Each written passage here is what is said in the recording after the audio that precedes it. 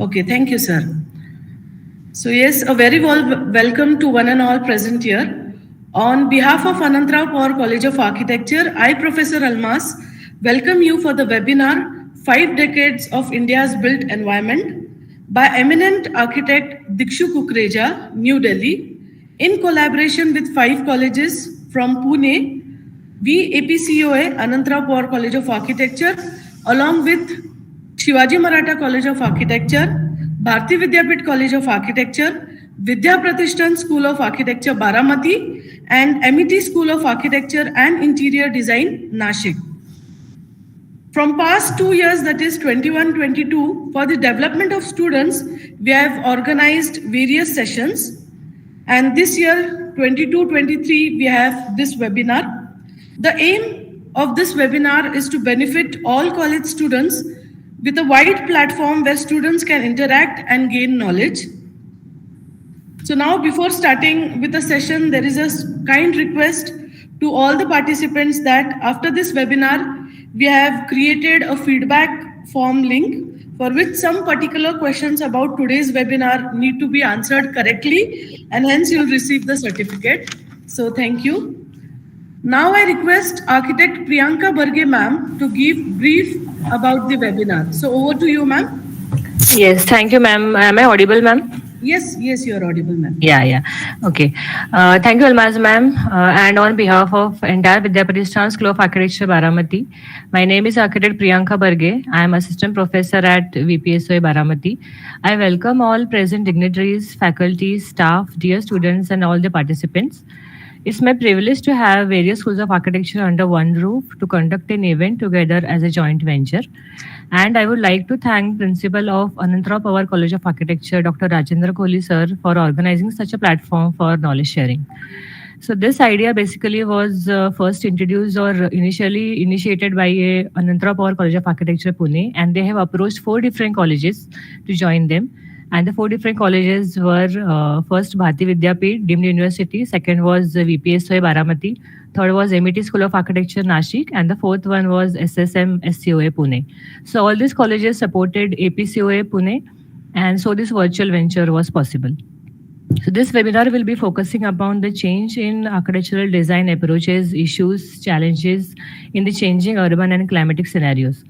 We have learned to understand the importance of climate and various tools to deal with the issues by architect C.P. Kukreja, a legendary architect and the father of architect Dikshu Kukreja. He made significant contribution to the field of architecture in the last few decades, not just in India, but also at the global level. He started his firm he made significant contribution to the field of architecture in the last few decades, not just in India, but also at the global level. He started his firm with 2 people, but today it has become not only one of India's largest architectural practice with 200 professionals, but it has also been recognized amongst the top 100 architectural firms in the world. So now we are very much curious to know how architect Dikshu Kukreja has carried forward the thread to new threshold.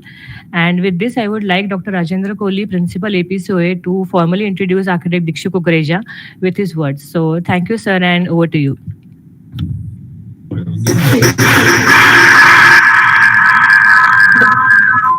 So very good afternoon to all.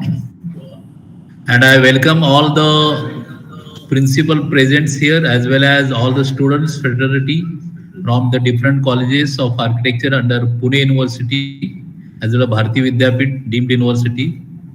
So I want to give a just reference that whenever just I talk with architect Dikshu sir about this particular idea to have a interaction with our students of architecture in that webinar or online mode.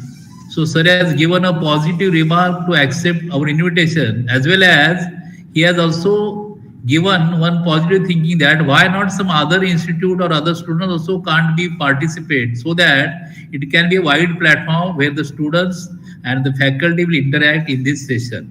And definitely sir, it was a very good thought from your side, and we also never thought that in association with all our 5 architecture colleges that can be joined together with such a very, I suppose, invited or very much weighted this type of talk by a senior architect, Architect Dikshu Kukreja sir from New Delhi.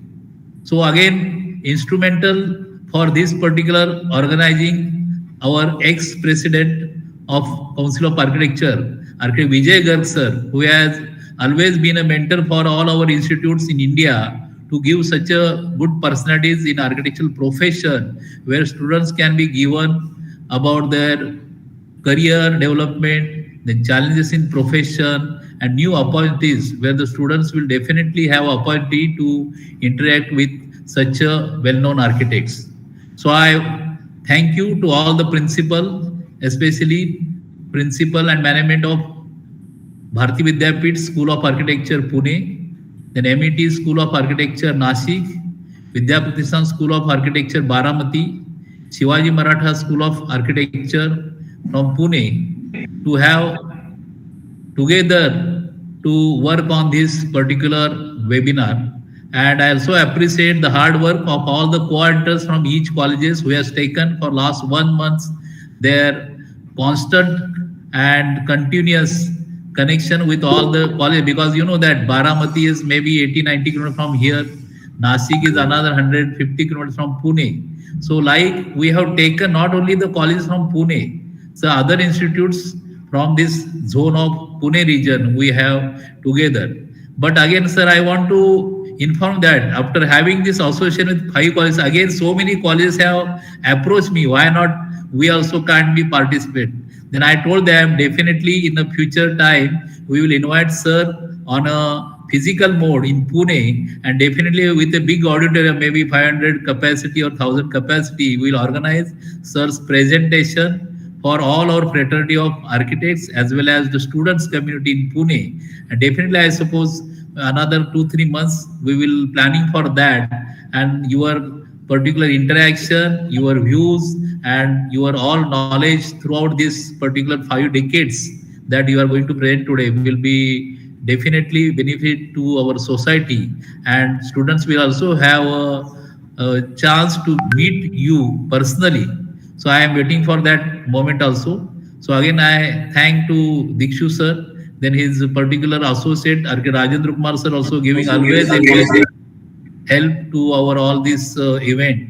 And again, I will wish all the best for today's interaction. Thank you.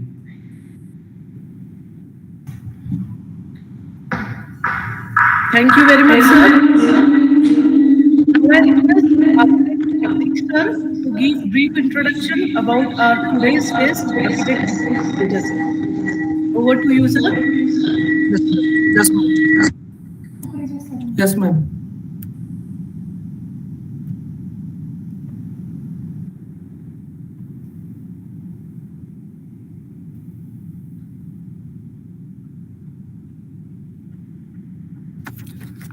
Good afternoon, everyone. Hi, Architect Jagdish Kolle from Med School of Architecture and Interior Design, Nashik.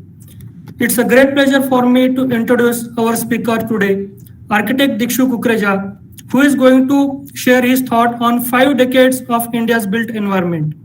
Architect Dikshu Kukreja is the managing principal of CP Kukreja Architects.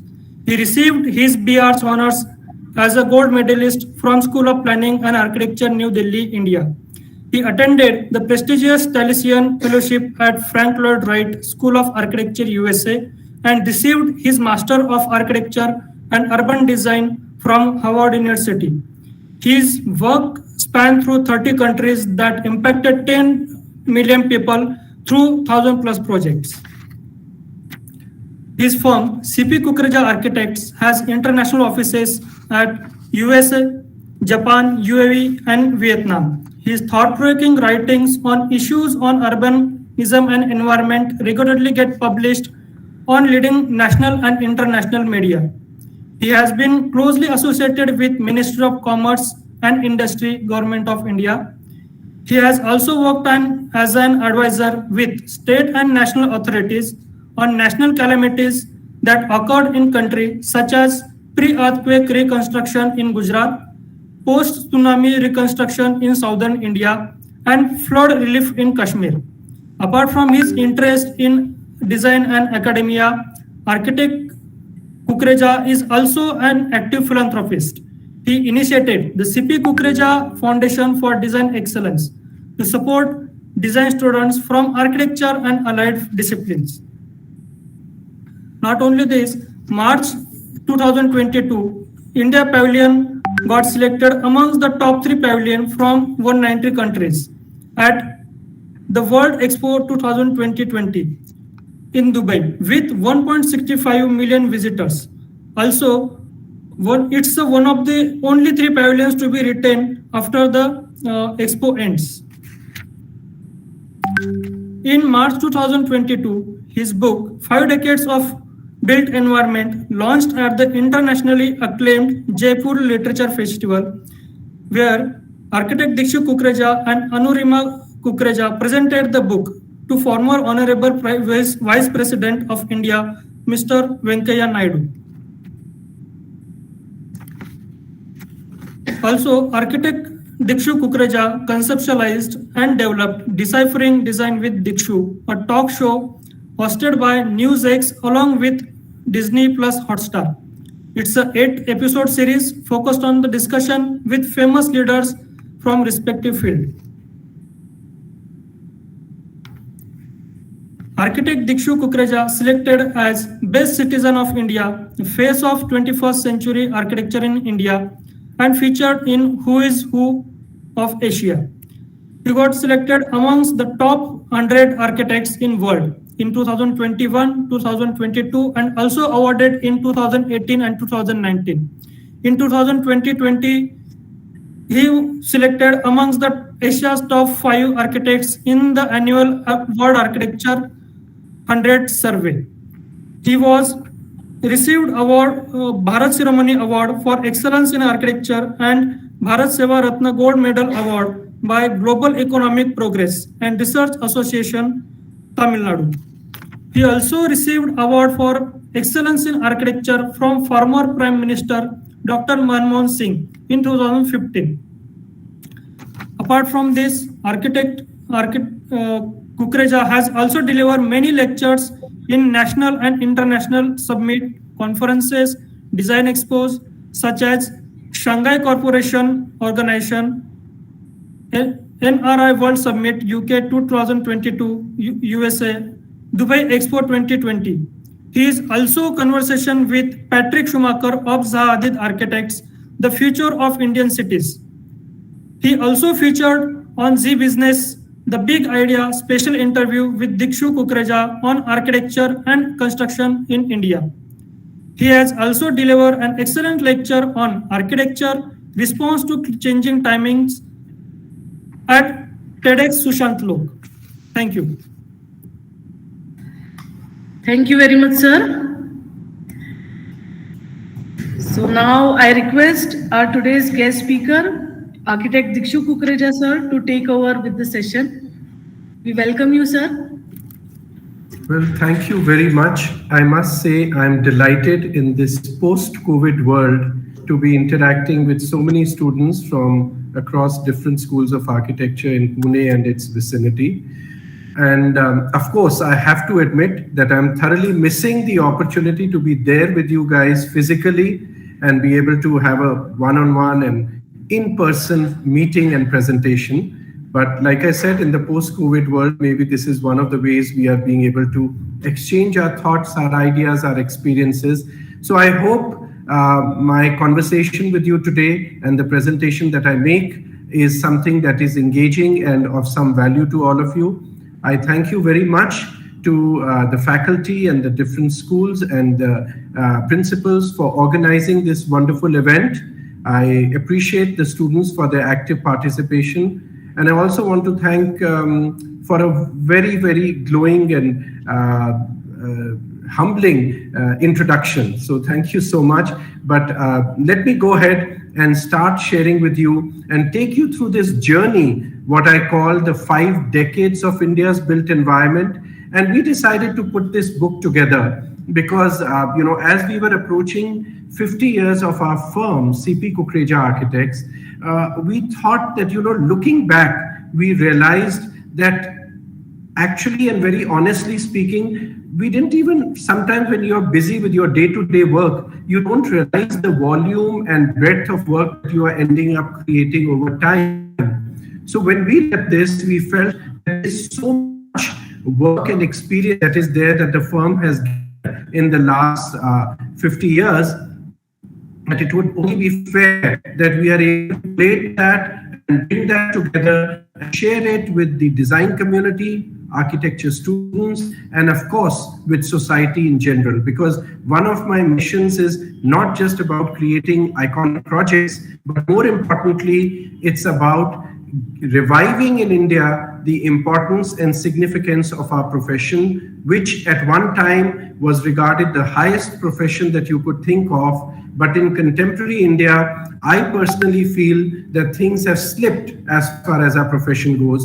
And now the future of the profession lies in the young minds that are sitting here today, listening to me. Each and every one of you actually can make a huge, stellar contribution to the profession and make a difference. So I do hope that the story that I tell and the 5 decades that I share with you today can be something which inspires you. So give me a moment to get the presentation started. Yes, sir. Yes, sir.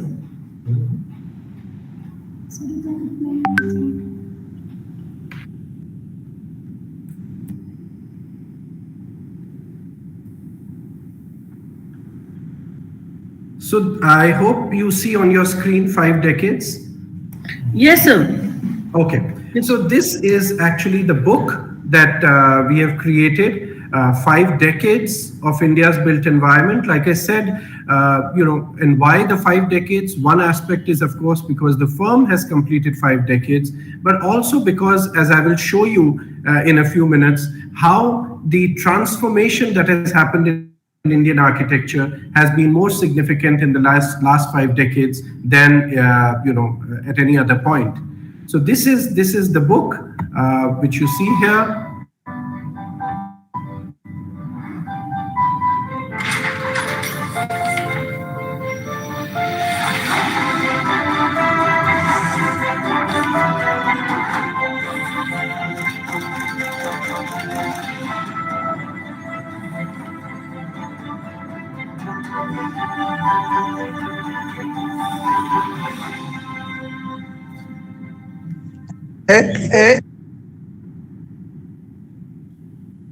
So the foreword for the book has been written by Mr. Shashi Tharoor, and the preface, as you notice, has been written by the president of American Institute of Architects and also who is the president of Union of International Architects, Thomas Warnier.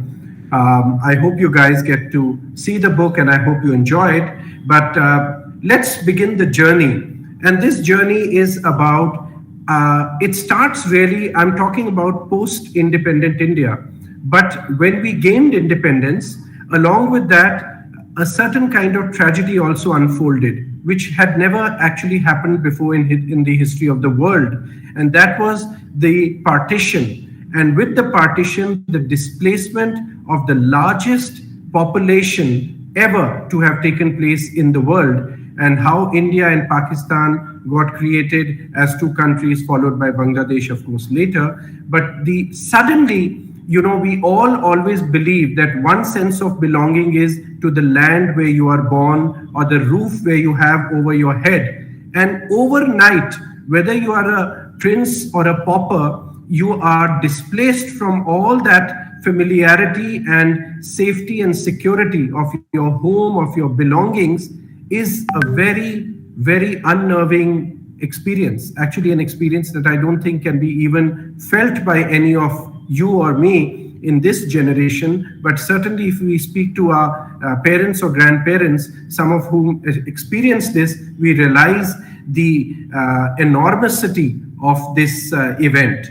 So this is how people suddenly became homeless, including my own grandparents who became homeless and landed up in Delhi. My father, who Mr. C.P. Kukreja, who actually at the age of barely 8 or 9 was displaced from his parents and almost in the sense of an orphan. He landed up in Delhi with no family, and he started his journey there. He was, no luxuries of school or anything. He actually was making his living by just selling soap on the traffic lights and on the streets on the road.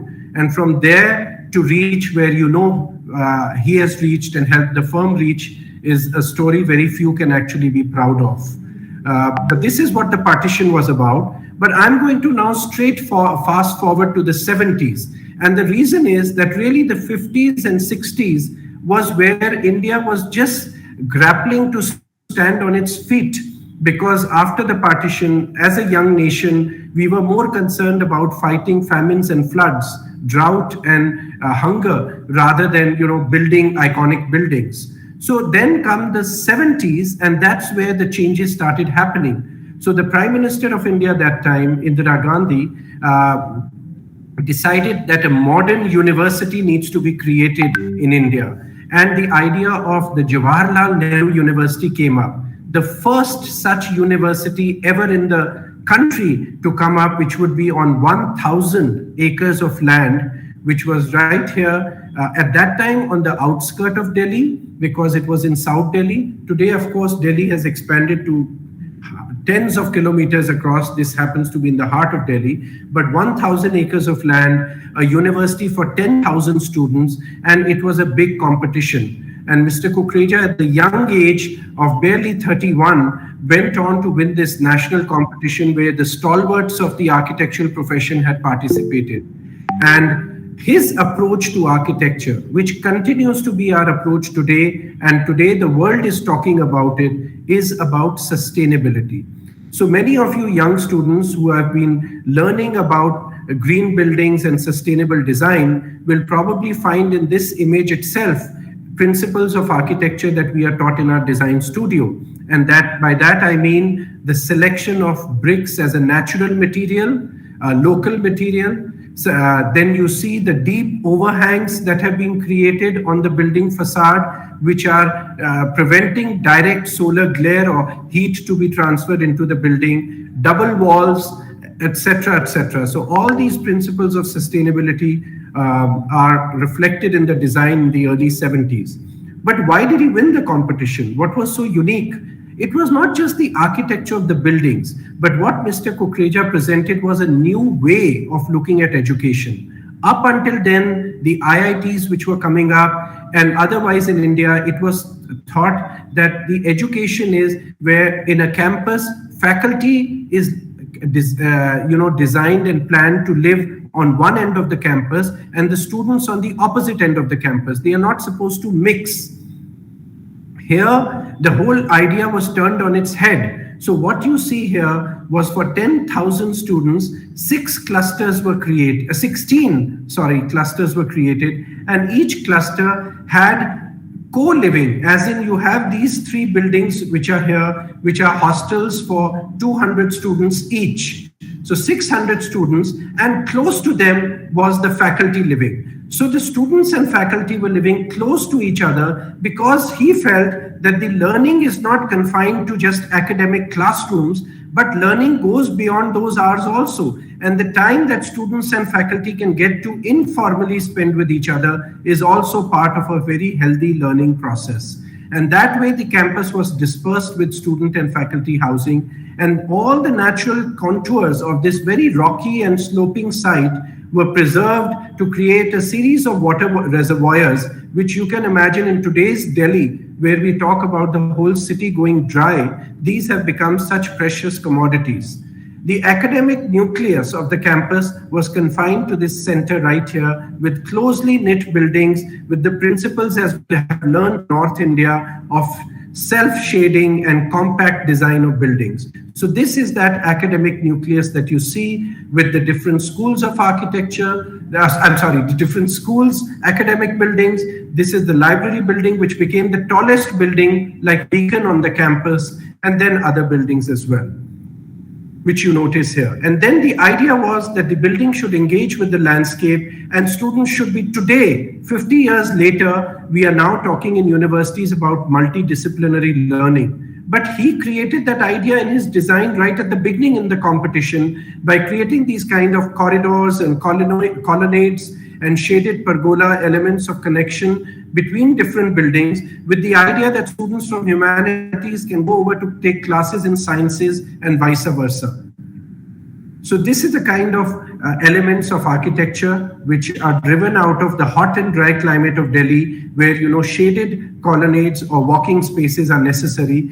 And then it's not about creating flooring patterns as we do drawings of flooring patterns, but the pergola, the architecture or element of the roof itself becomes a dynamic flooring pattern for the floor with the shadow that changes as the sun moves. You can see that pattern being created on the floor of this corridor. So that's the kind of architecture, very simple, very frugal, because at that time, budgets were very, very modest. Then there were a series of courtyards which were created, and courtyards which you notice creating so much shade and shadow, so they become informal places for students to step out and become literally the breathing points of the building, bringing in natural light and ventilation. We are talking of a time when air conditioning was not even a concept one could think of in a campus, except for a building like this, which was one of the first computer centers to be built in this country. And this computer center in the early 70s, when it was designed and conceived, that was the time when a city like Delhi and many other parts of the country, you used to have power cuts. Today, that is not a concept maybe you students are even familiar with. But at that time, can you believe everywhere in the city, you used to lose power or electricity for 7 to 8 to 10 hours, you would not get electricity. So in that situation, at a time when the cost of the computer which came in this building was almost the cost of the building, that's how expensive computer was in 1970s, it was important that the building is protected in a thermal heat gain manner so that even if there is no power or electricity, the building doesn't get heated up. So that's why this kind of element of a second skin on the building, and you can notice the influence of the deep overhangs and the shadow which is being created on the facade of the building. I just want to at this point ask, can you see my cursor as I'm moving it on the screen? Yes, sir. Oh, Yes, wonderful. sir. Yes. Wonderful. Now I'm going to move on and fast forward to the next decade, which is the 1980s. So architecture, I believe, is always a reflection of society and its times. And in the 80s, things began to change in India, and you started seeing the emergence of a few cultural institutions. One such institution was the Karmapa International Buddhist Institute. Now, this was a project which was belonging to the Honorable Dalai Lama. And back in the 80s, foreigners were not allowed to travel to Sikkim. Sikkim was still a protected part of India. So Dalai Lama approached the Prime Minister that he wanted to have an institution right here in Delhi so that the world could understand Tibetan culture. And for that, this institute was designed and planned by Mr. Kukreja. Now, the challenge here was that the Dalai Lama wanted it to be just like the Rumtek monastery in Sikkim. Now, that monastery is designed in brick and in timber. Now, how do you design a building in Delhi back in the early 80s, where instead of timber, you have to use brick and concrete? So Mr. Kukreja went and spent a couple of weeks in Sikkim, understood the level of first, the functioning of a monastery. And by the way, for those of you who might not be familiar, a monastery actually functions just like a university. Like in a university, you have undergraduate, postgraduate, and doctoral programs. In a monastery, the monks are classified by the amount of time they spend in the monastery, learning and preaching and meditating, etc. And that's how they are classified. So he understood that concept. He understood the design, building, construction technologies of craftsmanship in the monasteries, and then this building was created. So you can look at the level of detailing, but imagine this has all been done in concrete. And rather than just paint the building, this was done by using vegetable dyes, which today we start saying for sustainability, we should use low VOC paints. This is 40 years ago in India when he discarded the idea of using synthetic paints and he went for natural dyes and pigments. So that's the level of craftsmanship for which 500 craftsmen from Sikkim were brought in to do this kind of work. This is the time of not creating AutoCAD drawings and using commands where you can quickly copy, array a design. but it was all drawn by hand, these drawings, and more remarkably, created by the craftsmen and the masons on the site. So that's the kind of craftsmanship in architecture that was done by Mr. Kukreja. These are the kind of drawings and the realization on the right-hand side. So I move on to the next decade, and this is a hugely transformational decade, as you all must be aware of, and that's because in 1991, India transformed in a very radical manner by the process of economic liberalization and globalization. Now, what did that mean to the architects and architecture of this country? Suddenly, what used to be a very contained profession and exposure of both clients and design professionals radically changed. Now you had the Cokes of the world, but also with the Cokes, the ACP manufacturers and curtain glazing manufacturers of the world come into India. So that was a big transformation. You had multinational companies come into India suddenly, and they brought with them a certain kind of design thinking and design philosophy. So you started having the glass and steel buildings, which you see everywhere in every part of our country, if I may say also sometimes, unfortunately so. But in that completely, and clients were swooned, they were in love with glass and steel and anything that was Western architecture, came this design project in our studio for the Ambadeep Towers. Now, this was a typical developer project. By that, I mean a developer who's creating a commercial building, a real estate building in the heart of Delhi in Connaught Place. And if some of you have visited Connaught Place, you know there is, of course, the Connaught Circus built by the British, but around that, the buildings built in the 60s, 70s, 80s were just what I call dull orthogonal boxes, which you can notice here, the building on the left as well. So they were just sort of a little unimaginative, volumetrically orthogonal boxes which were created, volumes of office space. From that came this departure. This departure, which has gone on to be recognized in Sir Bannister Fletcher's History of Architecture. I don't know how many of you still refer to that. When I was in college, it was like our encyclopedia. In that, this building has been recognized amongst the most notable buildings of 20th century in the world. Now, why is it so notable? Because here came many firsts. One of the ideas was that Mr. Kukreja felt that, while you are creating a piece of real estate, however, it's important to give back to society, give back to the common man. So he did various initiatives. One of them is that because this building happens to be sitting on a plot of land at the crossroad of two important roads of the city, so he created this public plaza, opening up this corner. So the FAR or FSI, which has to be built in this bottom part, was removed from here and he took it up here. Let me explain you through these diagrams. So a typical FSI calculation would yield what you see on the top left of your screen, an orthogonal volume like that.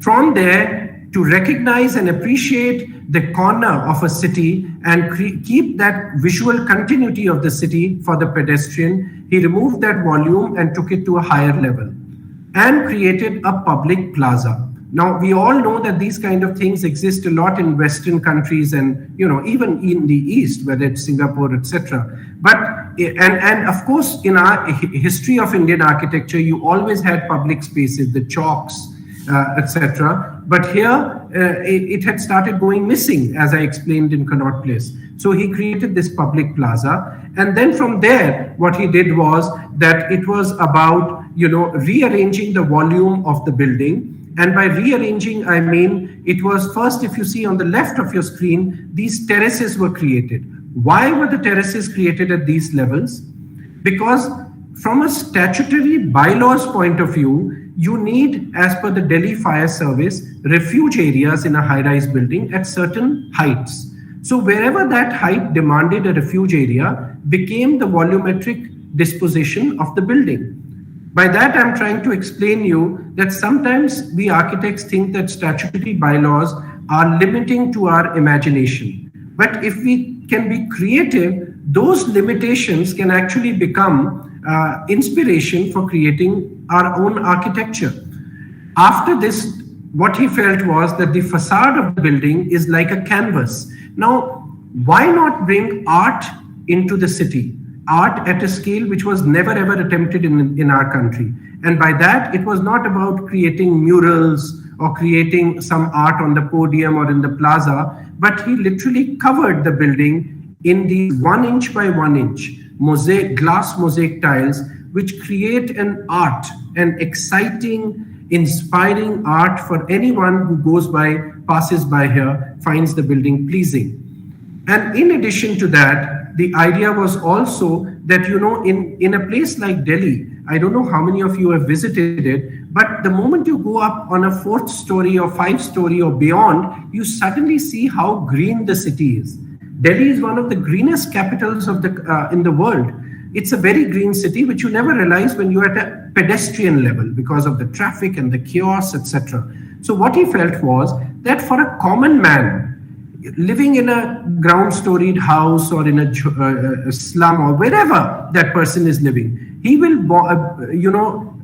live his entire life probably never understanding or appreciating his city from this level, unless he obviously has his office on one of these levels. So what is the other way to empower the citizens?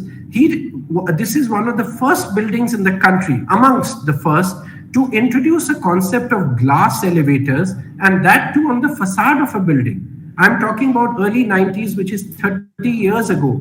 So that means any visitor to this building, if you're coming to visit someone's office and you take the glass elevator, what an experience. For the first time in your life, you might be able to see your own city from this level. So it's a very different approach to architecture about empowering and going beyond the dictates of a developer or the dictates of the client's requirements, but really being able to contribute to the city.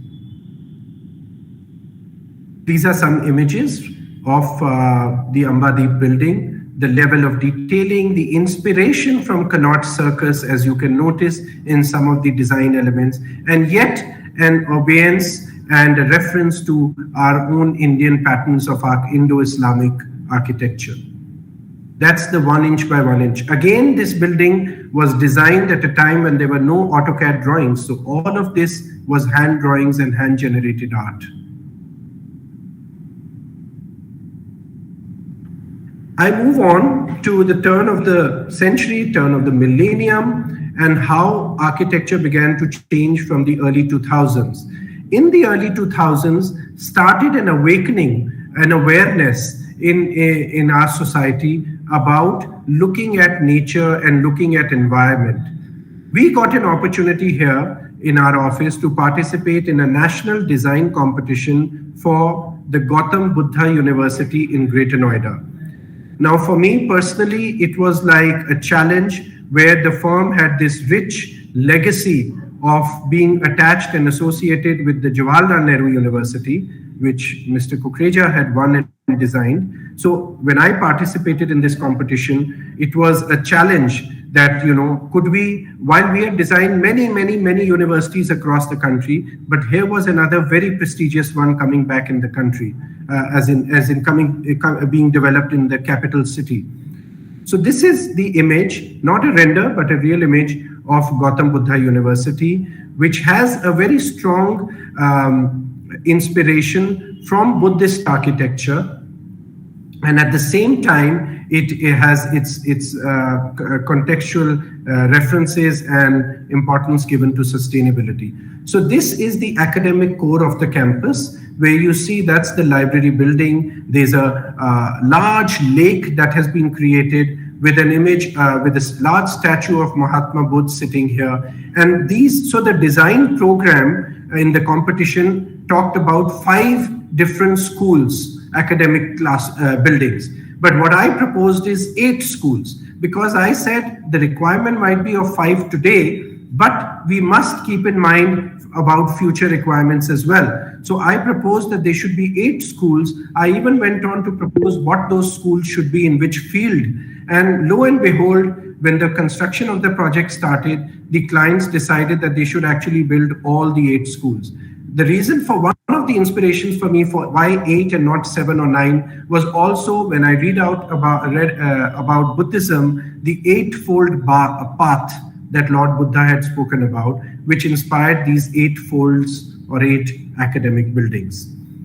This is how the campus looks like. And this element of jali, which has been created as a second skin to the building, is not a jali as you see it in a conventional way, placed in front of a window, but it's literally like a curtain hanging from the top. So these are all stone jalis, and the design of the jali is actually an abstraction of the Buddhist text. So whatever the Buddhist text is, scriptures are, the jali is inspired by that. These are the images of the university.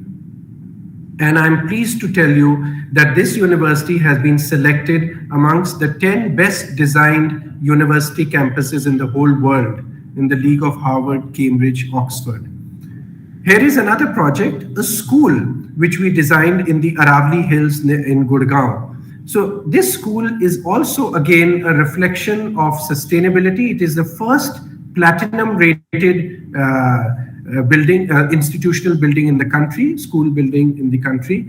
And it has a lot of principles of sustainability, again, you can see climate contextual architecture which has been created. And another element which I wanted to bring about, because I always feel that in India, we don't pay the kind of respect and regard to art and sculptures the way you see in Western countries. If you go to Berlin or Paris or London, the city is full of sculptures and art.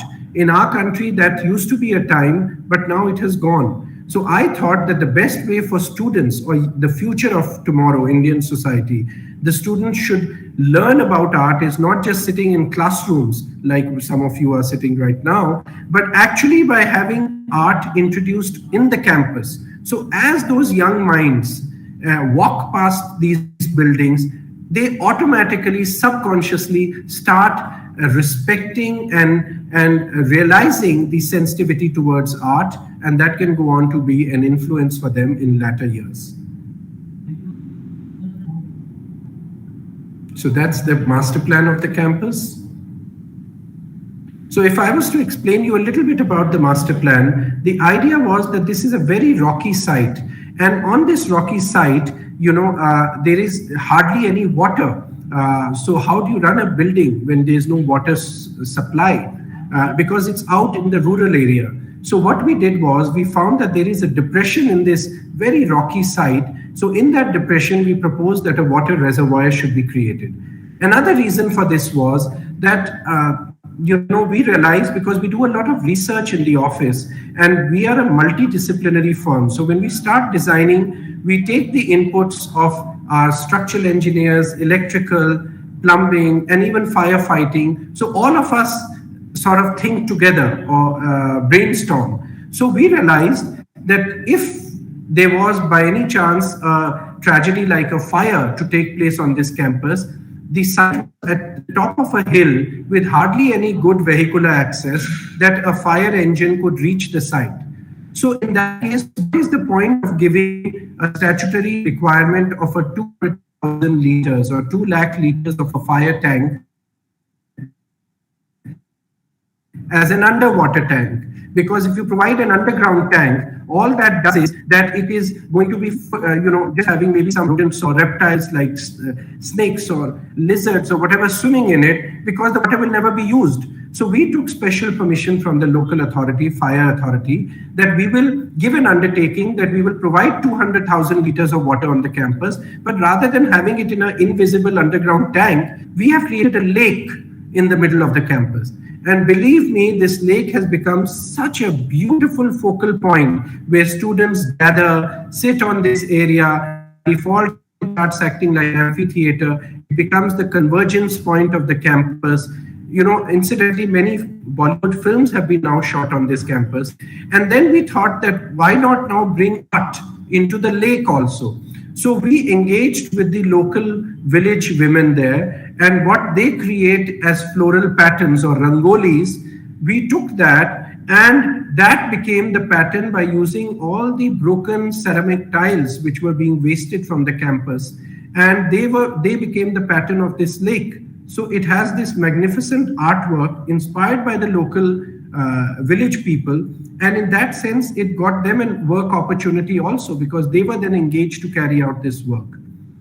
So these are different kind of approaches to architecture, rather than just about buildings which are screaming and shouting for attention. For us, it's about buildings which can happily, quietly, and in a very graceful manner coexist with the landscape around, with the nature around. So whether that you see in JNU or whether you see it in Pathways or Gautam Buddha University, that's the approach of our project, of our office.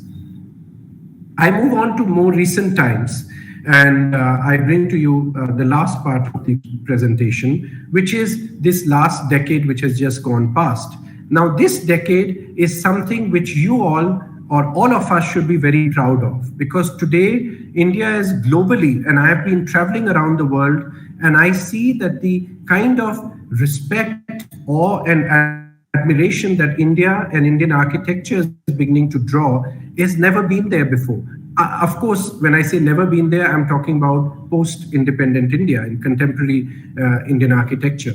And we at CP Kukreja Architects were the first Indian architects to be invited this summer, in summer 2022, to be showcased at the London Festival of Architecture.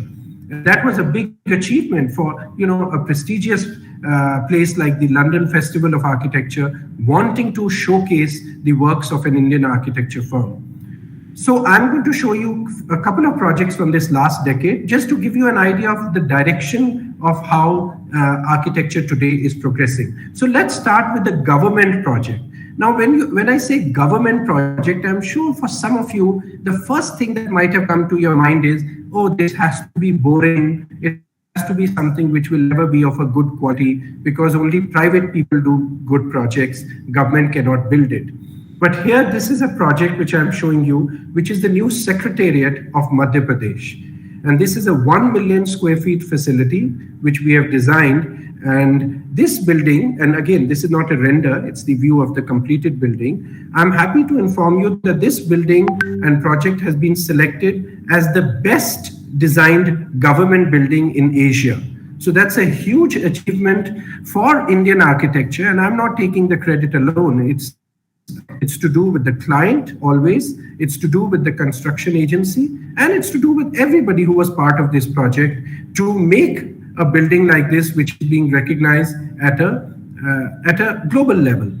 So for me, it was about how do you democratize, or how do you, in an architectural representation, how do you give that sense of empowerment to a citizen? How do you make a person feel proud of being an Indian citizen in a country which is the largest democracy in the world?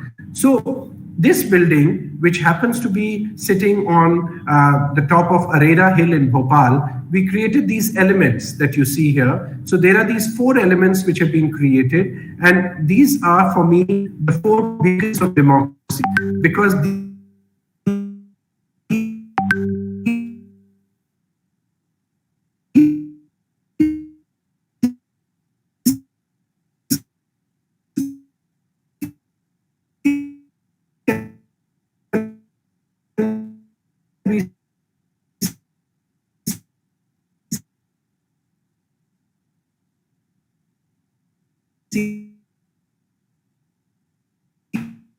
in the building, but when you see these elements, which was built in the 50s and 60s, rather than ignore that building, why not respect that building? So we created these 2 wings, the north wing and the south wing, which are flanking the old building, rather than an approach of just covering this building, hiding this building. I don't think that's the right way to approach what has been done before you in terms of architecture. So this was also a national competition which was won by us. And you can see these series of terraces which have been created, where the play of light and shade, the idea of creating shaded terraces so that the staff which is sitting there is encouraged to come out into these different levels of terraces that you see and enjoy a bit of nature, engage with the city rather than being just sort of cloistered in their office space. You can see the element of stonework, stone craftsmanship, which our country is recognized for. And yet the idea is whether you see the porch, which has that reference of the architecture of Madhya Pradesh, the stupas, the heaviness of this porch and stone and mass, rather than just putting circular, classical columns or something like that. These elements also are indigenized in their own way.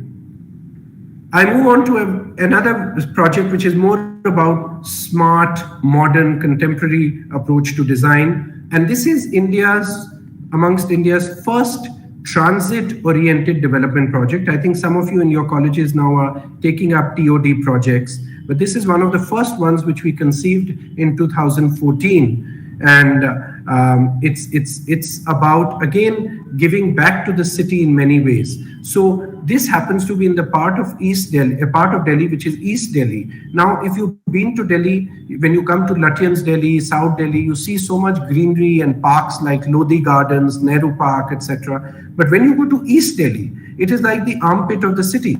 It is an area which is devoid of any green parks or public spaces. So what we decided to do was that even though the FSI in this project is high, it's about high-rise buildings, it's an FSI which in Delhi has never seen before of 4.5, we still, out of this 86 acres of land, we decided to carve out a public park of 11 acres, which becomes an oasis, not just for the people who will be in this neighborhood, but for the entire East Delhi.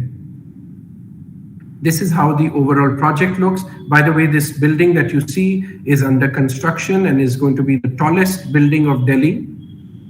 And the idea is again of modular cluster planning, courtyard planning, and creating that rather than the usual gridiron planning, because the city around, if you see the context, is also rather organic. And that's how we have taken this on. The challenge for us was to create all this FSI and at the same time integrate with existing 2 elevated metro lines that you see, which happen to be in a very awkward way crisscrossing the site. They were not on the edge of the site, they were not bifurcating the site, but they were ending up creating, which was already a very awkward shaped plot. It was further compounded, the challenge, by all these aspects of the crisscrossing viaducts. So I'm just going to show you a little video which shows you how the design has evolved. Those 2 white lines are the viaducts or the metro lines.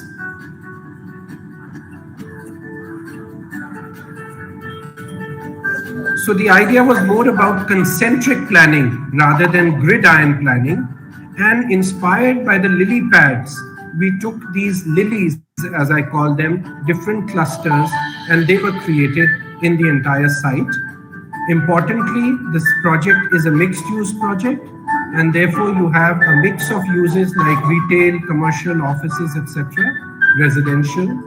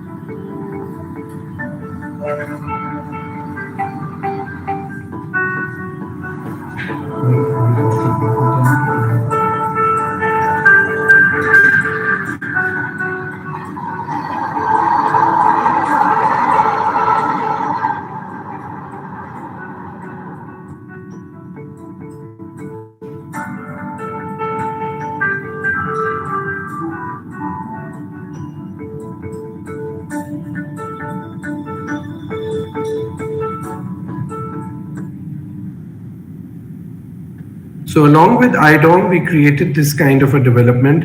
And again, here you see, this is the new India International Convention Center. This is one of the venues where the G20 summit will be held.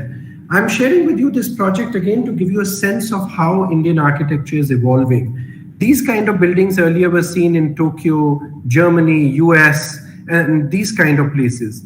Today, India is creating these kind of facilities which has never been seen by the country before. And we are proud and very grateful also that we happen to be involved in such projects. This project, which is total, is going to be about 20,000 crores. The first phase is creating this small building that you see with 6 gray squares. This happens to be, by the way, it looks small on this image, but happens to be the world's 3rd largest convention center, and with a capacity of 10,000 seats. Up until now, as was mentioned by the principal in the beginning of the presentation, auditoriums of 500 seats or 1,000 seats. Never before India has seen an auditorium of 10,000 seats. So that's the kind of buildings. These buildings that you see here are large exhibition halls. Now, when I say large, I want to give you a sense of scale.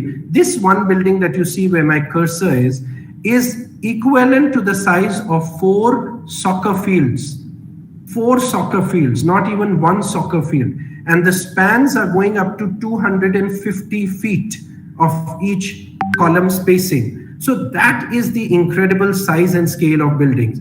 This circular building is an indoor arena, which is going to be a capacity of 20,000. And what we have designed it is with a retractable roof.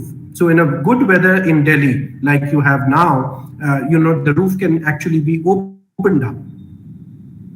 So this is the 10,000-seater convention center, inspired by the step wells, inspired by the elements of jalis and other traditional elements of Indian architecture, and yet having the world's largest LED facade. Never before in the world has this kind of a scale of an LED digital facade been created. This is the interchange station for a metro line. So the metro will come right in the heart of this big complex.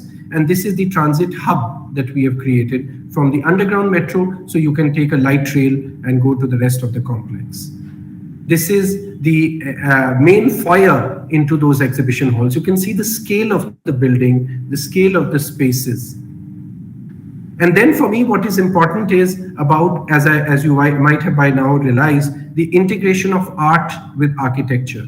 So this project is right next to the T3 airport in Delhi. So I felt that the moment anybody is landing into Delhi, right from when they look out of the airplane window, they should be able to see not just a flat, monotonous roof of 4 soccer fields, but they should be able to get this kind of digital solar cells, which are not only capturing solar energy, but are inspired again by the Rangoli patterns. And this becomes the kind of art form you can see when you are landing into Delhi. So this is the first greet or first experience a visitor can have, rather than seeing what I'm sure you people have observed when you land in any city in a plane, the Syntex water tanks which are on the rooftops of every building. Why not create art on the rooftop?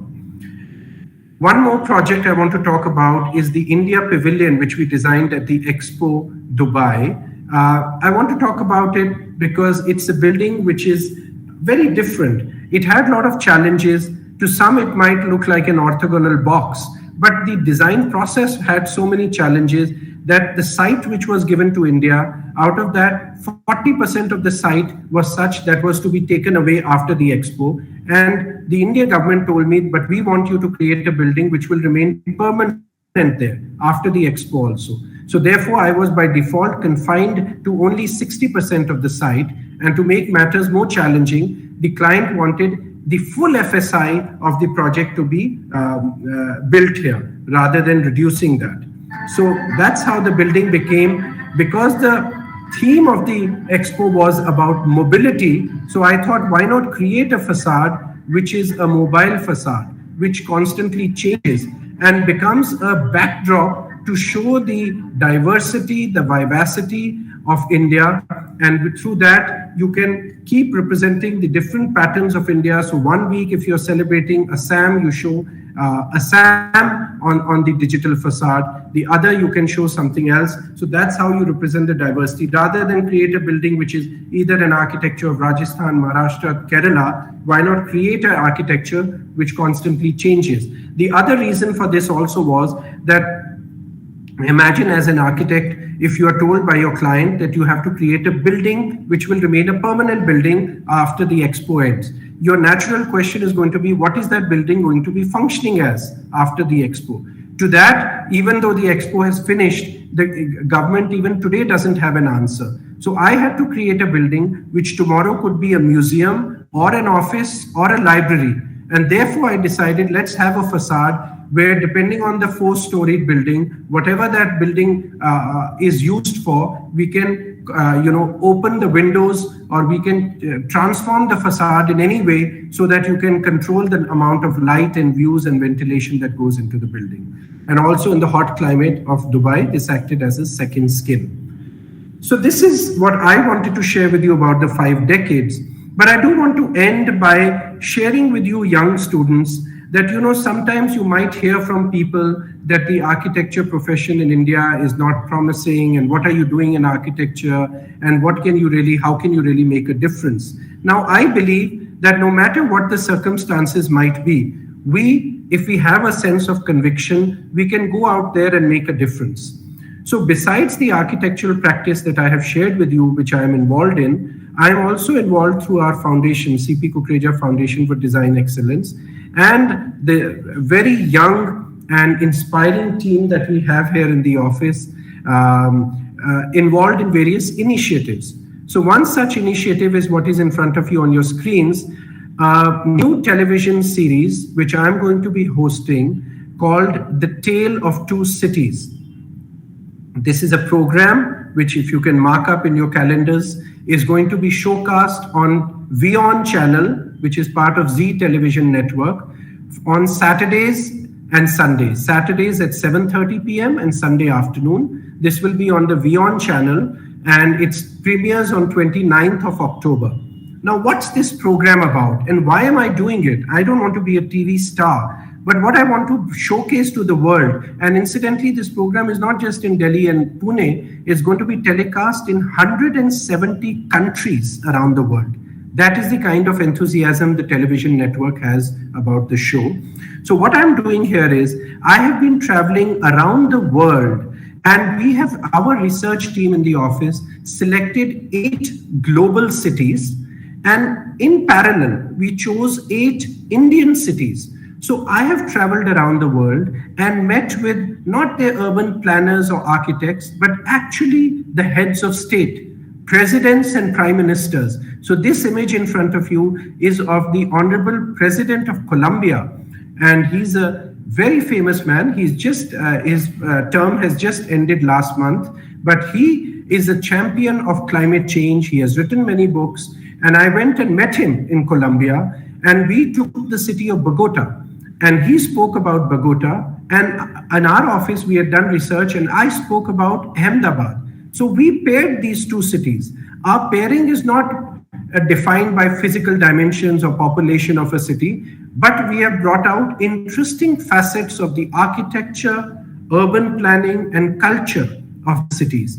And through this program, what we are trying to showcase to the world, that today when you have wars like Russia, Ukraine, Lebanon, Israel, and all of those kind of things, the citizens in any part of the world, in any city, actually have so much in common. And there are so many common aspirations, so much we can learn from each other. For example, I don't know if you guys know, but Ahmedabad in India is one city which has BRT, Bus Rapid Transit System, which it took inspiration from Bogota, which started it very successfully. This, I went and met the mayor of Mexico City. She's a Nobel Prize winner. She happens to be also the candidate for the next presidential elections of the country, and had a fascinating conversation with her where I discussed Mumbai and she discussed Mexico City.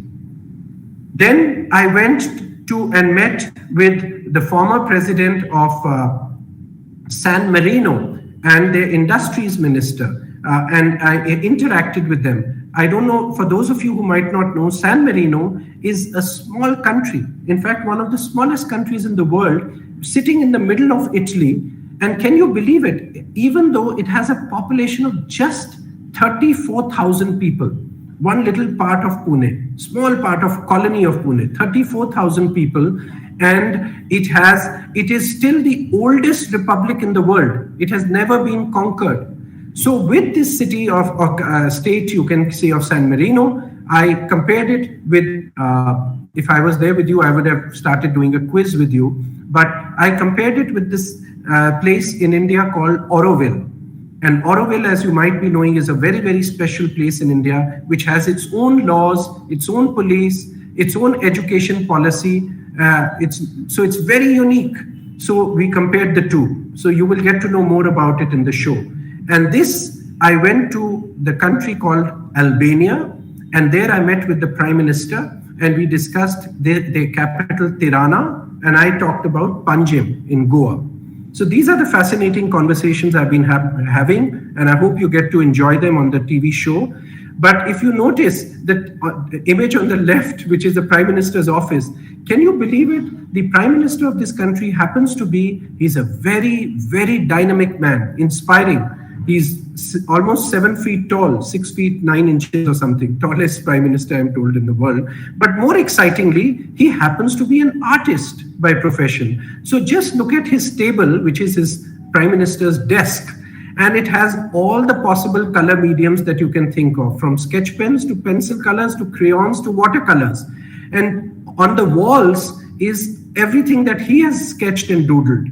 So when I was chatting with him, he made me the state guest. I stayed in the state guest house, went out for lunch, my wife and I with the Prime Minister and his wife.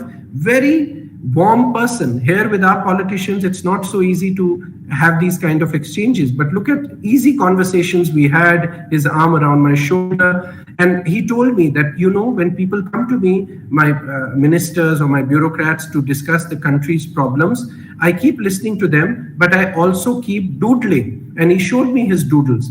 And he said, I don't note down points. I only doodle. And at the end of what that person has spoken to me,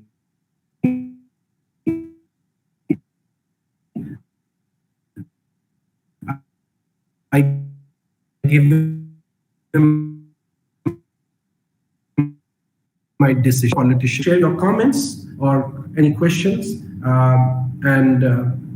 Yes, anything that you would like to discuss, I'm more than happy to answer to you. Yes, sir. So thank you very much, sir. This was really an excellent presentation, which you have shown through videos, photographs, and your projects. And congratulations, sir, for your outstanding projects. I hope it has inspired many students out here. Yes, sir. Thank you very much. Yes, sir. Now I request architect Sneha to take up question answer session. Sneha? Yes, ma'am. Yes. Good afternoon, everyone. Good afternoon, sir. Thank you, sir. Your insight on India's built environment in last 5 decades was truly very awesome. And yes, actually it made me understand, and as well as students, that in spite of the fact that there are over the decades there were so many changes that took place in architectural field, but still that the common thread which linked each other were that the essence of a particular place, and also that how it coexists with nature. So it was one of the very brilliant thing which I personally found, and definitely all the students must have also found in your projects, because even if they were of different eras, there were some certain things which made them like a common thing, that they were, if we combine together, yes, we can actually say that it is done by a single person, because the thought process and everything clearly reflects those character. Yes, so truly, sir, it was a very crisp, very precise, and very informative session. So firstly, I would like to share the link for the feedback form for the students as well as the faculty attending the thing. So I will post it in the chat box. So I posted the link in the chat box. So accordingly, all the students and the faculty can fill in the feedback form. So sir, you can also get an overview of the session. Yes, so coming to the question answer session. So firstly, actually, I will like to put forth it to the students. If any of the students have got any of the particular questions to ask. So sir is here. So it's all over to you, students. If you have any of the questions to ask, you can just go ahead. Yes, one by one. If you have any of the questions, you can directly raise your hands and put forth, or otherwise you can just type it in the chat box so that I can read it to the sir.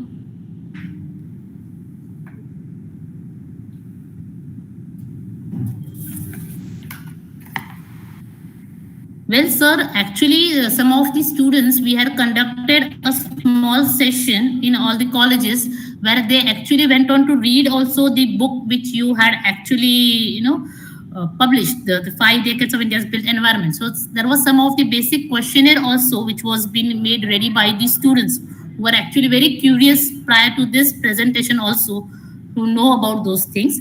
So firstly, I would like to just put forth some of these questions. Like what actually triggered you to start the CP Kukreja Foundation, and what are the activities which actually you conduct under this for the students?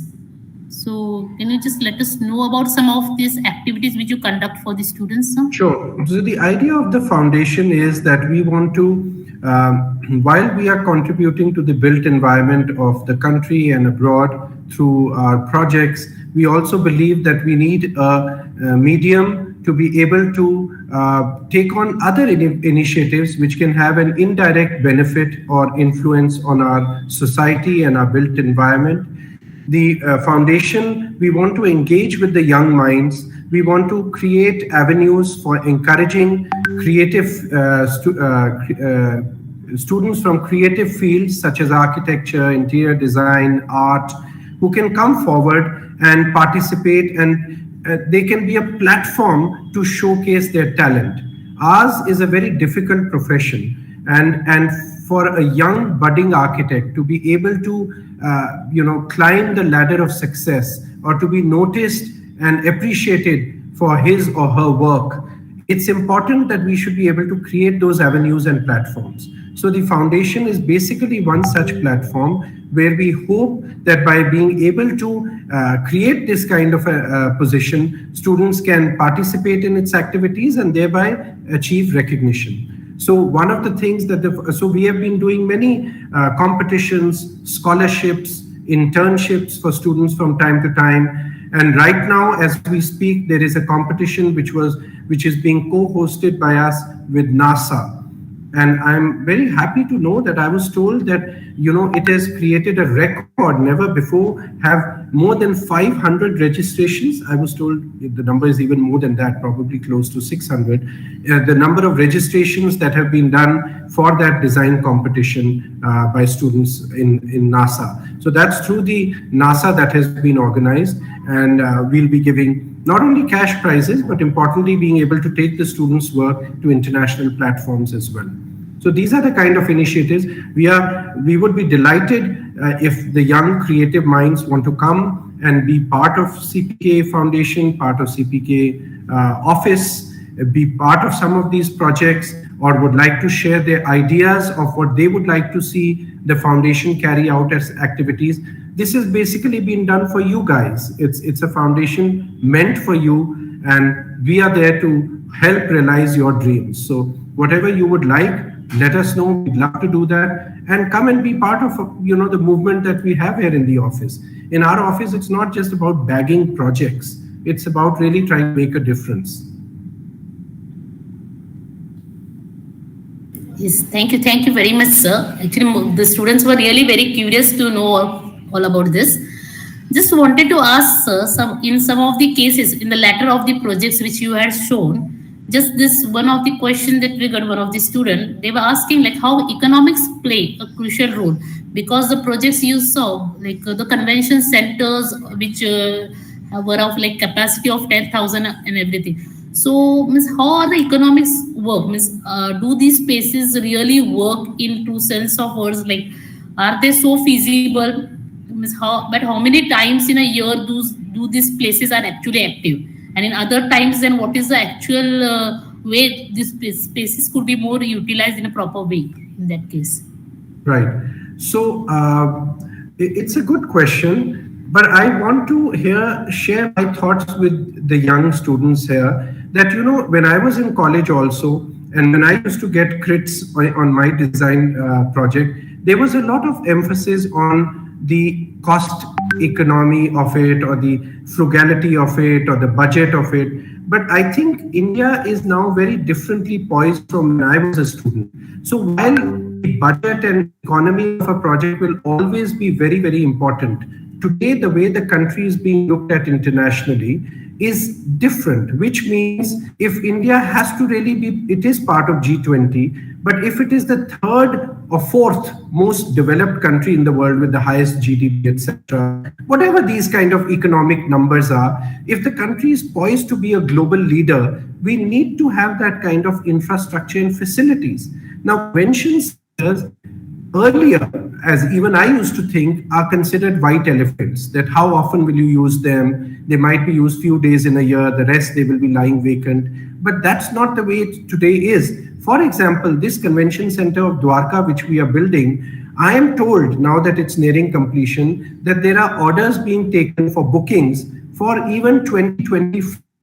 People have lined up, organizations, these kind of associations of trade, etc. And the charges, I was myself surprised. I never knew these are the kind of things, numbers that are there. But I believe the charge for renting one hall in that convention center, big hall, 1 day's charge, I believe, is 2 crores. They are charging 2 crores and they have bookings lined up like how? So with that, I think the payback period of such a mega project seems to be like less than 5 years. But what it is allowing the country to do, it is not just that a convention will be booked there and that is the end of the story. It is allowing business and commerce to grow. Because if India will become a destination, like we all know Hong Kong, Taiwan, why is Hong Kong or Dubai known for holding convention shows? Whether it is food exhibition, whether it is defense exhibition, whether it is aircraft exhibition. So this brings business to the country. So I think from that perspective, the economies of these projects far outshadow really the, all the sort of initial cost that is going into it. Yes, sir, absolutely. Thank you, sir. Thank you very much. Well, the next question was how your involvement and active participation in social issues. And so whatever you take part, you are very active socially also. You try to meet different kinds of people from different spectrums. So how does this help you in your professional life as an architect? So I have always believed in the, because growing up, that's what I learned, that an architect is the captain of the ship. Architecture is the mother of all arts, and architects have to drive the entire design process. Or when you hear that Pandit Nehru was the architect of modern India, the term architect is synonymous with being visionaries, taking leadership positions. I have felt that in recent times in our profession, that leadership role has diminished. Clients have started looking at us as vendors or service providers. I don't believe in that. So therefore, my belief is I take it as a sense of duty, as a sense of responsibility, that I can go there and in my little way, being a small person, but I should try to make that big change in people's perceptions and awareness towards our profession. So like the television show which I just have spoken about, last year I hosted a television show that was my first ever television show, which was called Deciphering Design with Dikshu. Now, I don't know how many of you architects, young architecture students sitting there are knowing about this show, but I'm sure if I was to ask you with a raise of hands, how many of you know about Coffee with Karan? I'm sure you know that show. So from that take of Coffee with Karan, we came up with this show, Deciphering Design with Dikshu. And the purpose of that show was that in the 8 episodes, in each episode, I looked at one field of design, which was, for example, culinary design, food. If you travel across India, and even if I give you the example of a thali in Gujarat, a thali in Maharashtra, a thali in Andhra, a thali in Kolkata, they are totally differently designed. Same happens in transport, same happens in heritage. So I spoke to 8 big personalities where I engaged them in a conversation on that particular aspect of design, trying to decipher design. So with these kind of initiatives, I feel, one can make a little bit of contribution in society. I'm saying all this not to tell you, oh, how great things I am doing. I'm only sharing this with the young, energetic minds, because my daughter is also an architect, and I know the kind of energy, the kind of vision, the kind of exposure you guys have is far more than I can claim. So if you can put your mind to it, today's generation, young generation, is just another level, never seen before. So if you put your mind to wanting to make a difference, you can go ahead and, I don't know, sky's the limit, make a huge difference. Yes, thank you, sir. So there is one question by a student named Varat.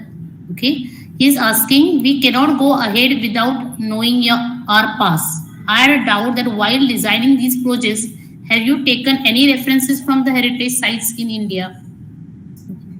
All the time. All the time. Our architecture here, or our attempt, I should say, of creating meaningful architecture is always inspired by the context. If you have read or heard my talks in the past, I always strive to create an architecture which is contextual. For me, architecture, like the CPWDs do, is not a rubber stamp. Ki yahi building Assam mein bana do, to yahi building Baramati mein bana do. That's not how architecture can be. It has to be inspired by the context. And in India, the beauty is that you go to any part of the country and you have inspiration, you have a heritage, you have traditional architecture or buildings which you can take inspiration from. Our idea is not to do copy-paste. Our idea is to take it in many different ways, sometimes metaphorically, sometimes literally, and sometimes aesthetically.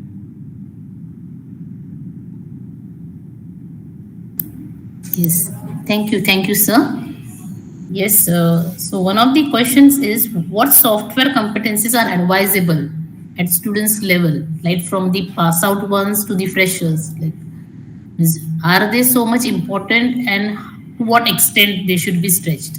Yes. So I would just say that software, we all have to remember, is eventually a tool. It's only a medium. It's like if you ask an artist, is it better to do a watercolor or an oil on canvas? Which is the better way to do it? Or to pick up a pencil or a crayon? The same way today, softwares, whether it is Rhino, whether it is whichever one you name it, is, I believe, only a tool. When we look at having young architects come and join our office, of course, we look at your proficiencies in different tools of design, but more importantly, for me at least, it is the zest for design. It is the passion for trying to do something mazedar. If you have that passion, how you're going to do it, in what software? Software today, one is relevant, tomorrow it will be irrelevant. So I don't think that becomes so important. Yes. Thank you, sir. So I just wanted to ask you, which is one of your challenging works, which you found were actually really very challenging, a task for you to work on?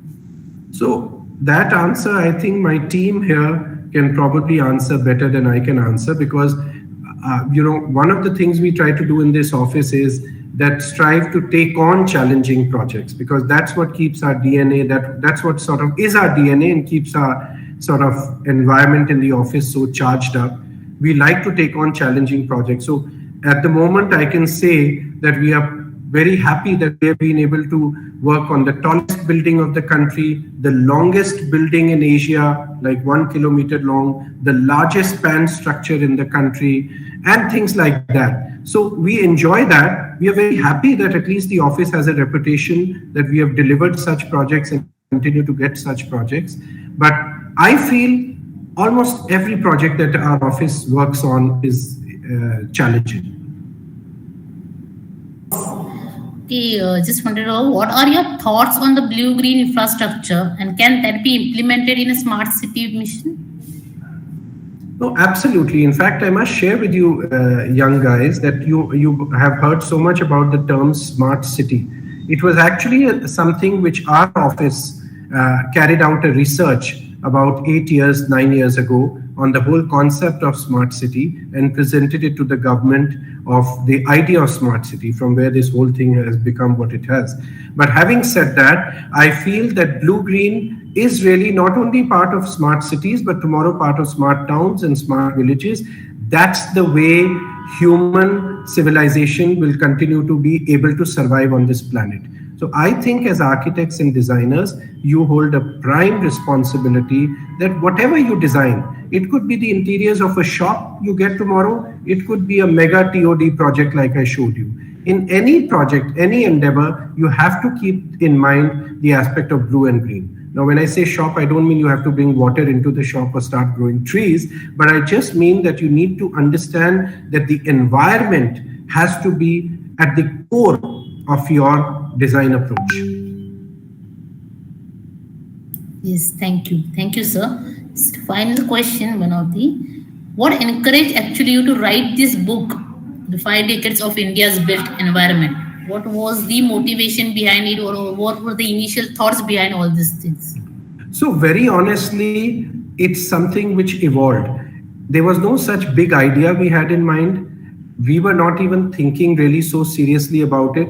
But like I mentioned in the beginning, that when we started thinking of what initiatives we could take to celebrate 50 years of CPKA, we started going through what we had done in the last 50 years, and we discovered, much to our own surprise and amazement, that the breadth of work, the different kinds of work, the different approach that changed, whether it was in university planning or in hospital design or hotel design, so much changed over time, so much has happened. There was so much to share with the or discover for us that we felt, you know what, this needs to be shared with the world. It would be really sad and unfortunate if we just keep it to ourselves and we don't even share this kind of knowledge with the world.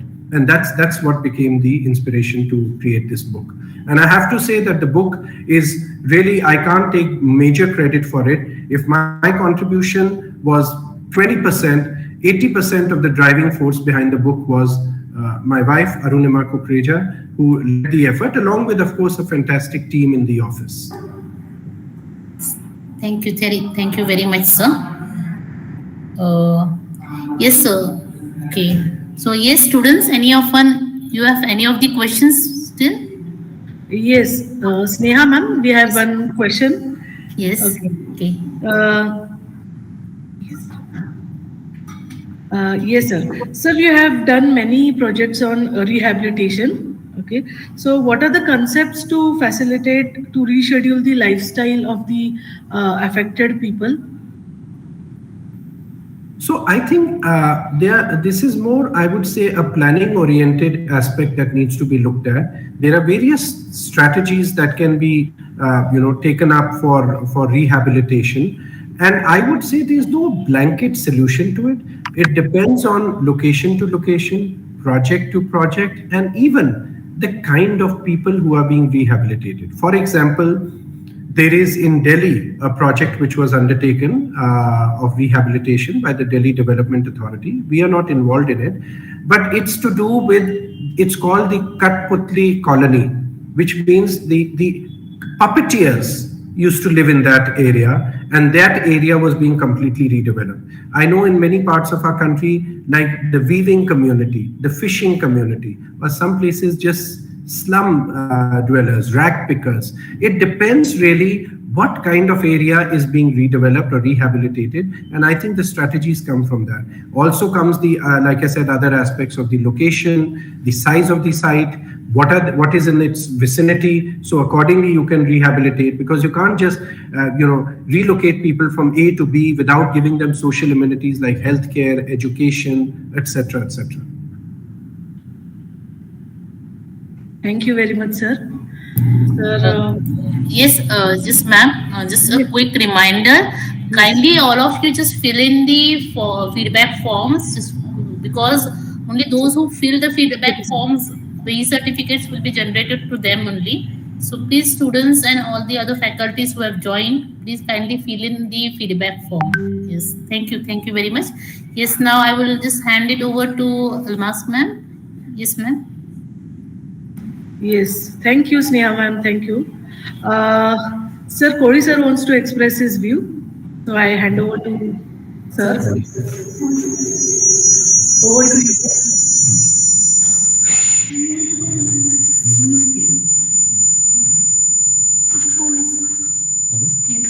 Yes, sir. Very nice presentation. And I want to actually raise, because I also involved with my research work in rehabilitation for earthquake disaster. And as I really met with the people in our Bhuj, Kutch, this area in that 2001 earthquake, the 26th January. Also in 1993 earthquake in our Latur Killari area. So in both cases, when I visited, the rehabilitation work or the peoples involved into that particular area, and the feedback from the affected people also. So as an architectural point of view, as you have said that this is normally depend upon the location, size, site, then the social particular whatever this connectivity of this particular area.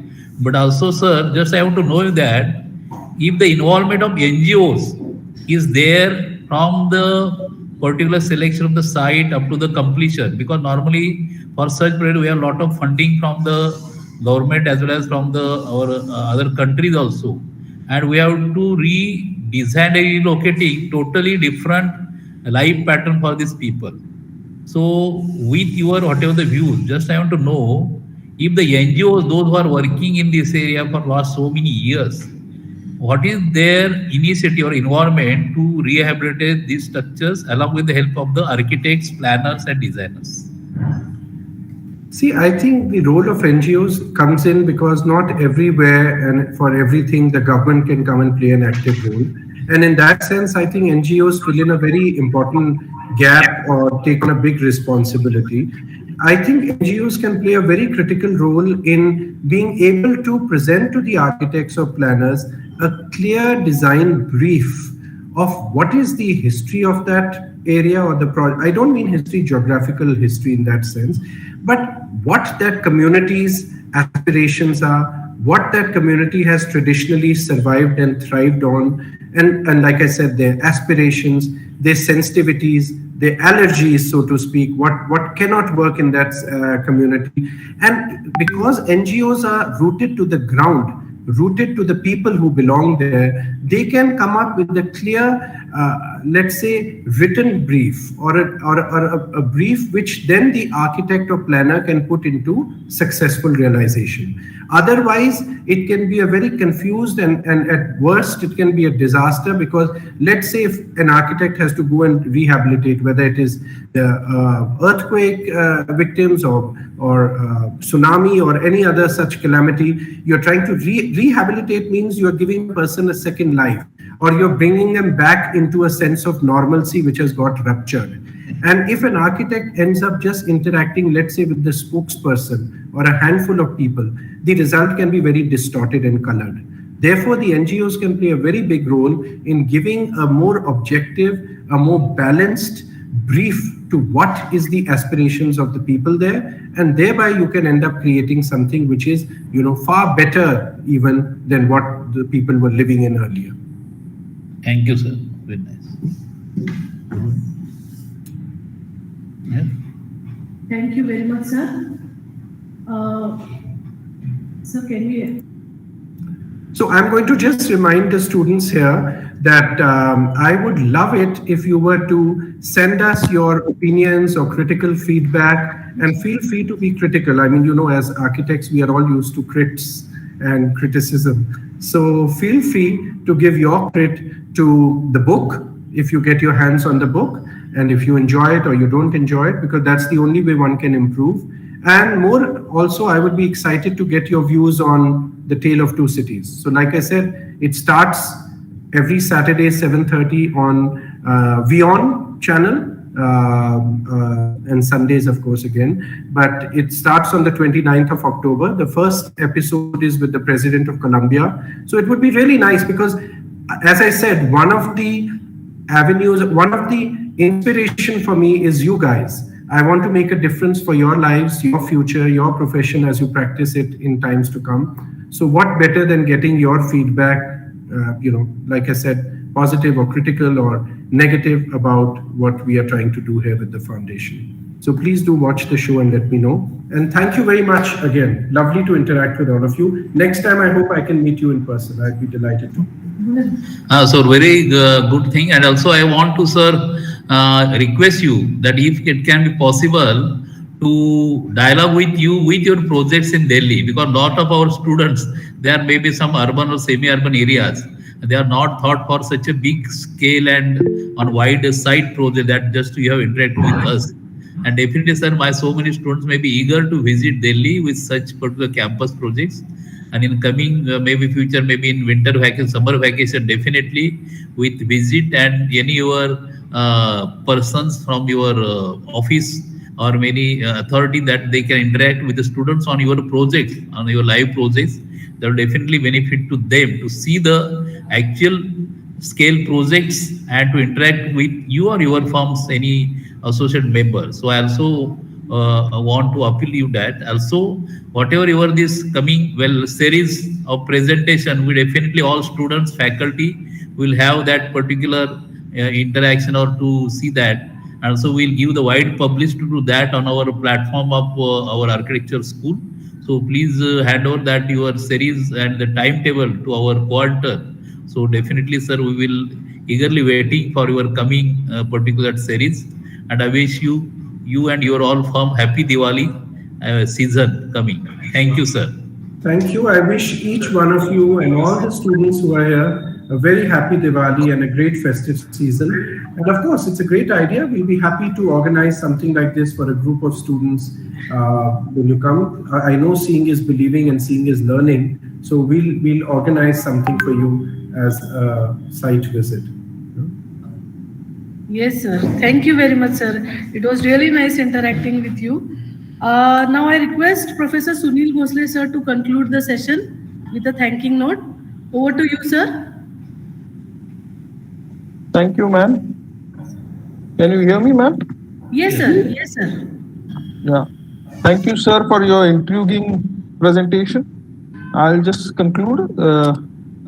On behalf of Akhil Bharatiya Maratha Shikshan Parishad's Anantrao Pawar College of Architecture, Pune, in association with Shivaji Maratha College of Architecture, Pune, Bharatiya Vidyapeeth Deemed University College of Architecture, Pune, Vidya Pratishthan's College of Architecture, Baramati, and MET School of Architecture and Interior Design, Nashik, I, Professor Sunil Bhosle, sincerely thank our speaker for the day, Honorable Architect Dikshu Kukreja, for unfolding the kaleidoscopic and exuberant journey of the 5 decades of making our beloved country, India.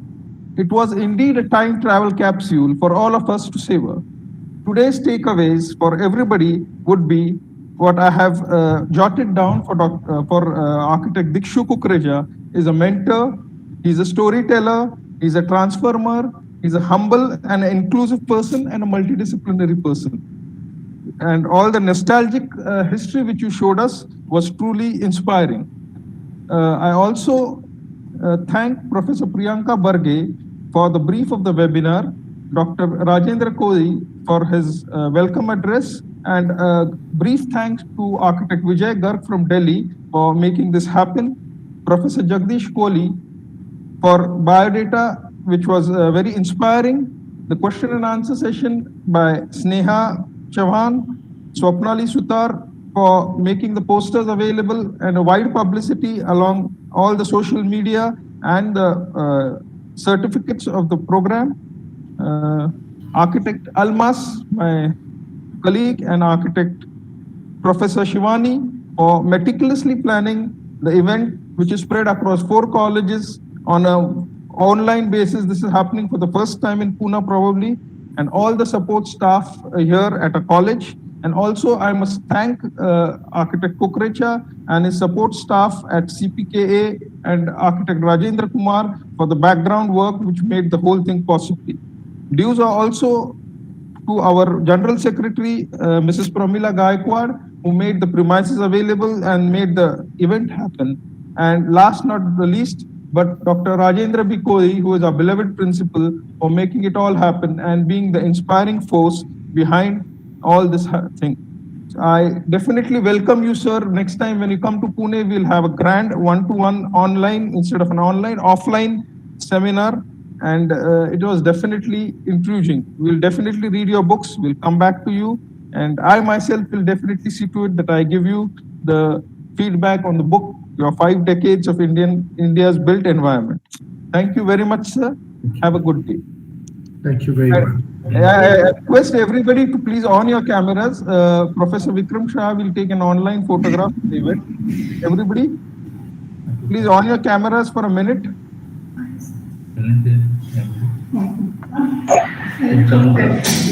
Yeah, come.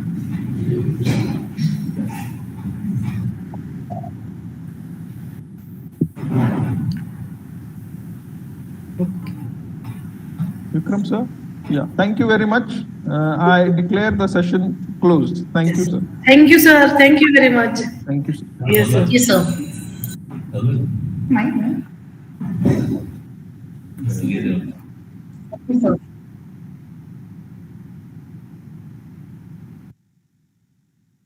Nice feeling.